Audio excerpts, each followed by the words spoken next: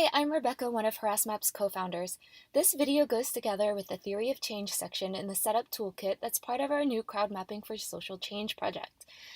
This section focuses on developing a big picture plan that includes crowd mapping and integrates it with other activities that you're already doing or would like to do. Your plan will be the foundation that will guide your choices as you go through the steps of customizing your crowd map and other activities, and keep everything focused on the impact that you want to generate. What follows are our suggestions for thinking about how you'll structure a program that includes a reporting and mapping system, what purpose it will serve for you and the public, and what other activities or partnerships you can integrate. Everyone, of course, will be in a different place organizationally, and a different framework might work better for you. We've included a couple links in the guide text to more formal frameworks if you'd like to check those out. Choose what you feel more comfortable with and what you feel is the most useful way to link together your ideas. For us, the most useful foundation was our theory about what might generate a positive change in the issue given our specific context.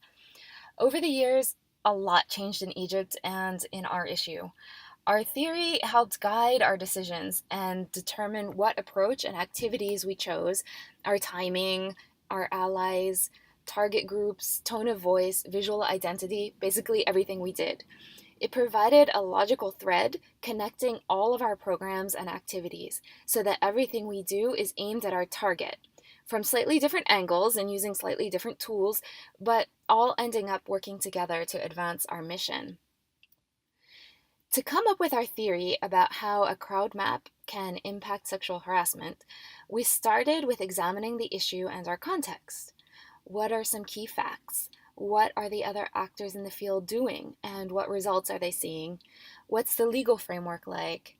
The more in-depth your analysis is, and the more social factors and actors your theory encompasses, the more helpful it will be in situating your own work in the larger social context.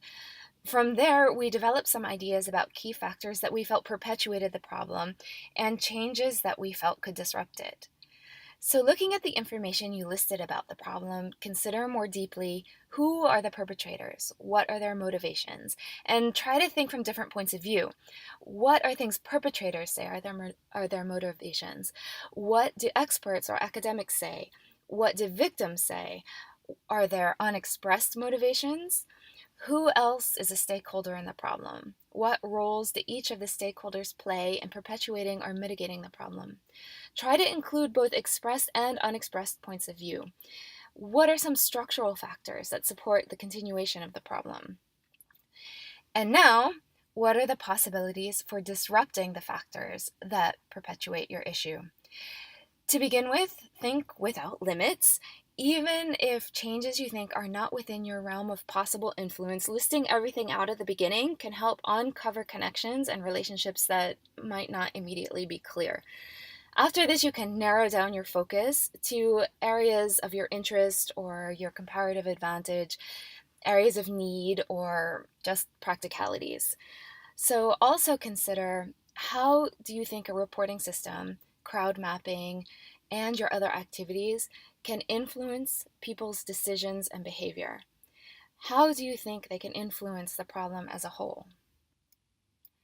And then the next step is to turn your analysis inward and make decisions about what your role can and will be in transforming your theory into action. How will you participate in disrupting the issue? Some questions you can consider are, what are other activists already doing? From your possibilities for disruption, what can you do? What are your areas of interest? What are your resources? What's your expertise?